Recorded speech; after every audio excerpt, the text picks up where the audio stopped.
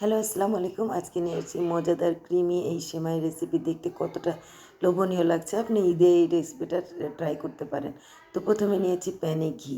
ঘিটা নিয়ে একটু গলানোর পর আমি এটাকে সেমাইটাকে হালকা ছোটো ছোটো করে কেটে নিয়েছি। ছোটো ছোটো করে কাটার পর তারপর এখানে সেমাইটাকে আমি হালকা লাল লাল করে ভেজে নেব। আপনি লাল লাল করে এইভাবে ভেজে নিয়েছি। তারপরে দিয়েছি অল্প একটু কিশমিশ, 7-8টা কিশমিশ দিয়েছি।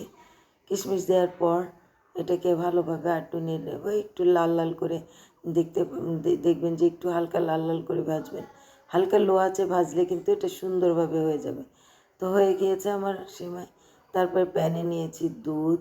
দুধ দেওয়ার পর দুধটাকে জাল করে নিব ভালো করে। জাল করে নিয়ে আমি এখানে চিনি দিয়ে দিব। 4-5 টেবিল চামচ মতো চিনি দিয়ে দিয়েছি। আপনি দুধ কিংবা সেমাই বেশি করে হলে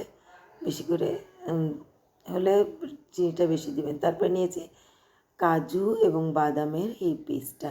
তো বাদামটা একটু হালকা 10 মিনিট ভিজিয়ে রাখবেন। দেখবেন সুন্দরভাবে এটা পেস্ট হয়ে যাবে। তারপরে নিয়েছি ক্রিম। এখানে দেখেন আমি 1/2 কেজি দুধটাকে এভাবে লাল করে জাল করে নিয়েছি। এই ক্রিমটা দেওয়ার ফলে এই সেমাইয়ের স্বাদটা বহুগুণ বেড়ে যাবে এবং একদম ঘিয়ের একটা ফ্লেভার আসবে খুবই সুন্দর করে। তারপরে এখানে দিয়ে দিলাম ওই ভাজা যে সেমাইটা দিয়ে দিলাম। সেমাইটা দেওয়ার পর এটাকে 5-7 মিনিট নাড়ার পর যখন একটু ঘন হয়ে আসবে দিয়ে দেবেন একটু কেওড়া জল।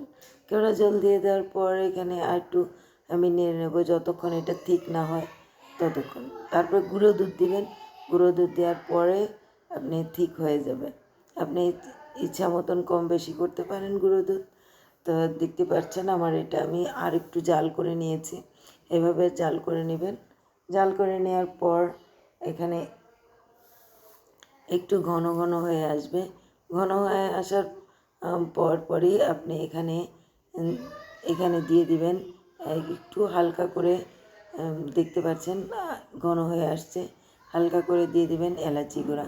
এলাচি গুঁড়া দিয়ে ভালোভাবে নেড়ে নেবেন যাতে এলাচি গুঁড়াটা মিক্স হয়ে যায়। তারপরে দিবেন হালকা লবণ। আমি হালকা একটু মিষ্টিতে লবণ দিই যাতে চিনিটা একটু ব্যালেন্স হয়। তারপরে দেখতে পাচ্ছেন ঠান্ডা হওয়ার পরে কতটা ঠিক হয়েছে এবং ক্রিমি হয়েছে। তারপরে এইটা নিজের মতন করে সাজাবেন। দেখেন নিজের প্রিয়জনকে এইভাবেই সাজিয়ে পরিবেশন করবেন। দেখবেন খাওয়ার আগ্রহটা অনেক বেশি বেড়ে যাবে। তো আমি এখানে কাজু আর বাদামটা কুচি কুচি করে কেটে নিয়েছি। কেটে নেওয়ার পর দেখতে পাচ্ছেন আপনি নিজের মতন ডেকোরেশন করতে পারেন। তো এখানে নিয়েছি আমি গোলাপের পাপড়ি নিয়ে দেখতে পাচ্ছেন আমি গোলাপের পাপড়ি নিয়ে এখানে সাজিয়ে এইভাবে পরিবেশন করেছি। ঈদে আপনি এই রেসিপিটা রাখতে পারেন এবং ডাইনিং টেবিলে রাখলে এটা এইভাবে সাজিয়ে রাখলে একদম ডাইনিং টেবিল সুন্দর হয়ে যাবে। তো কেমন লাগলো আমার এই রেসিপি?